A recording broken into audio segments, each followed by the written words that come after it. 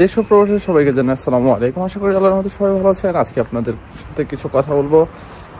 অনেকে আমাকে বারবার কমেন্টে প্রশ্ন করতেছেন, সেই প্রশ্নগুলো উত্তর দেওয়ার চেষ্টা করব। প্রথম প্রশ্ন হচ্ছে, ভাই ক্লিক ডে পরিবর্তন হয়েছে কিনা। সেকেন্ড প্রশ্ন হচ্ছে যে আমি যে প্রি ফাইলিং করেছি, আমি কি ক্লিক ডেতে অংশগ্রহণ করতে পারবো কিনা, আমি কোন সেক্টরে আবেদন করেছি কিভাবে বুঝবো। আনুষঙ্গিক আরো বিষয় নিয়ে কথা হলো। যদি ভিডিওটা ভালো লাগে বা আপনাদের উপকারে অবশ্যই একটা লাইক কমেন্ট করবেন। আর আপনাদের যদি কোনো প্রশ্ন থাকে কমেন্ট বক্সে অবশ্যই প্রশ্নগুলো জানাবেন, আমি আপনাদের প্রশ্ন উত্তর দেওয়ার চেষ্টা করব। অনেক সময় অনেকের প্রশ্ন উত্তর দিতে পারি না, তার জন্য আন্তরিকভাবে দুঃখিত। সবার ক্ষেত্রে সময়ের জন্য সবার উত্তর দেওয়া হয় না। তো মূল কথায় চলে আসি। অনেকে বলতেছেন, ভাই ক্লিক ডে কি পরিবর্তন হয়েছে। 2025 সালের ফ্লুসিতে যে ক্লিক ডে আছে, যেটা 2025 সালের ফেব্রুয়ারি 5, 7, 12 তারিখ। ফেব্রুয়ারি 5 তারিখ হচ্ছে স্পন্সর, 7 তারিখ হচ্ছে ডোমেস্টিক এবং 12 তারিখ হচ্ছে এগ্রিকালচার বা সিজনাল যেটা বলেন। আর এই ক্লিক ডে এখন পর্যন্ত কোনো পরিবর্তনের ঘোষণা আসেনি, তাই আপনারা আতঙ্কিত হবেন না, হতাশা হবেন না, ধৈর্য ধরে অপেক্ষা করেন। অনেকে বলতেছেন যে ভাই আমার কোন সেক্টরে আবেদন হয়েছে সেটা কিভাবে বুঝবো। আপনারা যারা আবেদন করার পরে রিসিভতা পাবেন, রিসিভতায় দেখবেন লেখা থাকবে, যদি আপনি স্পন্সর হয়ে থাকেন আপনার ক্যাটাগরি লেখা থাকবে B2020। এগ্রিকালচার হন সেখানে লেখা থাকবে সি স্টেজ।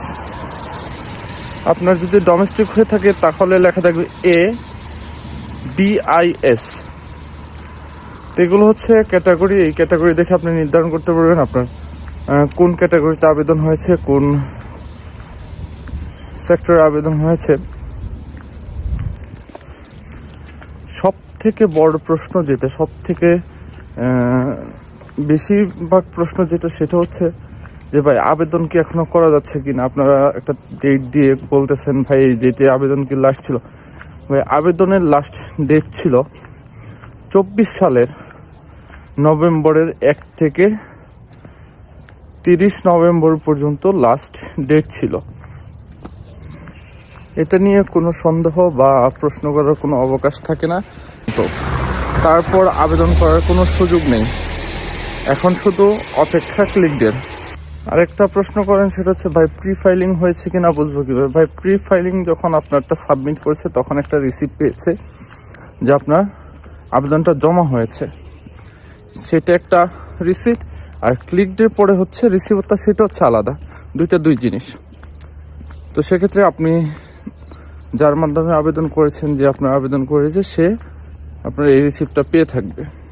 2025 সালের 1 জুলাই থেকে 31 জুলাই 2025 পর্যন্ত আপনারা আবার যে বর্ধিত কোঠা আছে সেখান থেকে 30%, যে কোঠা ছিল তার 30% সংরক্ষিত ছিল, সেটা 1 জুলাই 2025 থেকে 31 জুলাই 2025 পর্যন্ত আপনারা প্রি ফাইলিং করতে পারবেন, অর্থাৎ ক্লিক ডের জন্য আবেদন জমা করতে পারবেন।